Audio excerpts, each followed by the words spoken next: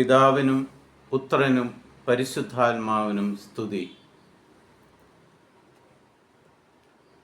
നക്ഷത്രങ്ങൾ രാത്രിയിൽ ആകാശത്ത് വിരിയുമ്പോൾ അത് കാണുവാൻ നമ്മൾക്ക് വളരെ സന്തോഷമാണ്. എന്നാൽ ഒരു നക്ഷത്രം യേശു എവിടെയാണ് ഉള്ളത് എന്ന് വഴികാട്ടിയായി മാറുന്ന ദൈവവചന ഭാഗമാണ് നമ്മൾ ഇന്ന് ശ്രവിക്കുന്നത്. മത്തായിയുടെ സുവിശേഷം 2-ാം അധ്യായം 2-ാം തിരുവചനവും 9-ാം തിരുവചനവും. അവർ അന്വേഷിച്ചു, എവിടെയാണ് യഹൂദന്മാരുടെ രാജാവായി ജനിച്ചവൻ?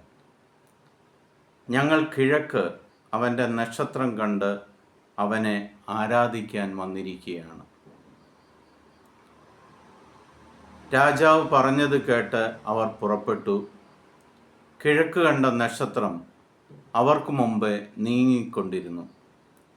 അത് ശിശു കിടക്കുന്ന സ്ഥലത്തിന് മുകളിൽ വന്നു നിന്നു. പ്രിയ സഹോദരി സഹോദരങ്ങളെ,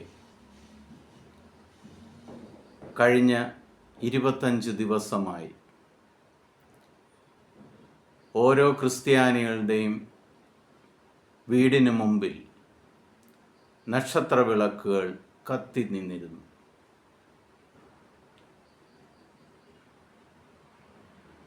ബൈബിളിൽ വളരെ വ്യക്തമായിട്ട് പറയുന്ന ഒരു കാര്യമുണ്ട്.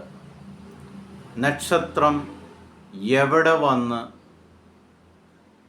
നിന്നുവോ ആ നിന്ന സ്ഥലത്തായിരുന്നു യേശു ഉണ്ടായിരുന്നത്.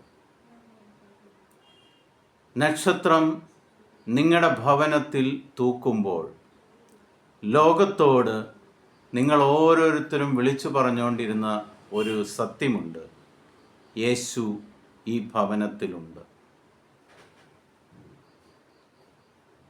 നമ്മുടെ ജീവിതത്തിൽ യേശു ഉണ്ടോ? ഹെറോദേസ് രാജാവിൻ്റെ അടുക്കൽ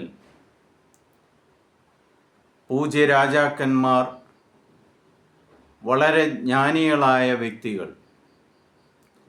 അവർ ഒരു നക്ഷത്രത്തെ പിന്തുടർന്ന് യഹൂദന്മാരുടെ രാജാവ് എവിടെയാണ് ജനിച്ചിരിക്കുന്നത് എന്ന് അന്വേഷിക്കുവാൻ രാജകൊട്ടാരത്തിലെത്തി. എന്നാൽ ആ നക്ഷത്രം അവരെ കൊണ്ടെത്തിച്ചത്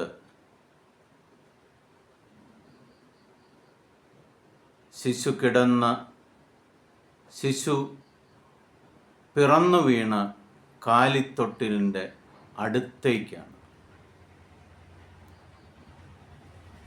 നമ്മൾ പലരും പലതും അന്വേഷിച്ച്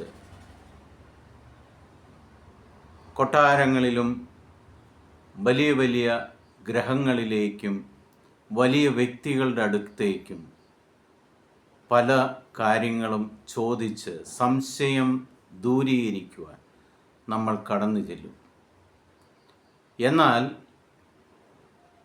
ആരും പരിചയപ്പെട്ടിട്ടില്ലാത്ത ദൈവത്തെ ദൈവം തന്നെ മനുഷ്യനായി ജനിക്കുവാൻ തെരഞ്ഞെടുത്തത് എല്ലാവരാലും ഉപേക്ഷിക്കപ്പെട്ട കാലിത്തൊഴുത്താണ്.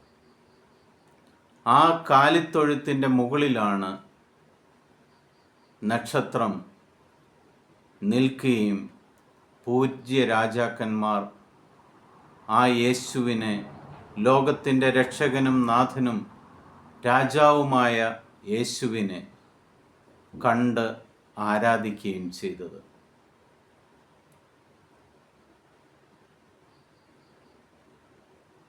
നമ്മൾ ക്രിസ്തുമസിനെ വാണിജ്യവൽക്കരിക്കുകയാണ്. ക്രിസ്തു നമ്മൾ ഓരോരുത്തരിലും നമ്മുടെ ഭവനത്തിലും ജനിക്കാറുണ്ടോ?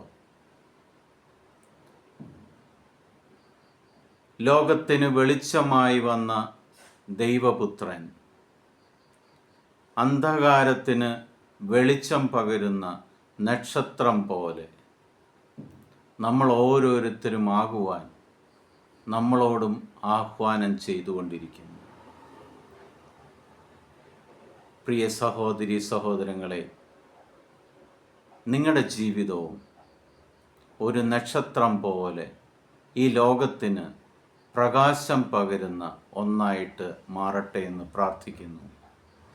പിതാവായ ദൈവത്തിൻ്റെയും പുത്രനായ യേശുക്രിസ്തുവിൻ്റെയും പരിശുദ്ധാത്മാവിൻ്റെയും കൃപയും അനുഗ്രഹവും സമാധാനവും സന്തോഷവും സമൃദ്ധിയായിട്ട് നിങ്ങളുടെ ഭവനത്തിലും നിങ്ങളുടെ മക്കൾക്കും നിങ്ങളുടെ ജോലി സ്ഥലത്തും ഉണ്ടാകട്ടെ എന്ന് പ്രാർത്ഥിക്കുന്നു. ലോകത്തിന് പ്രകാശമായി മാറുവാൻ ദൈവം നിങ്ങളെ ഓരോരുത്തരെയും സമൃദ്ധമായിട്ട് അനുഗ്രഹിക്കട്ടെ, സഹായിക്കട്ടെ എന്ന് ഈശ്വരനോട് പ്രാർത്ഥിക്കുന്നു. ഈശോ മിശിഹായ്ക്ക് സ്തുതിയായിരിക്കട്ടെ.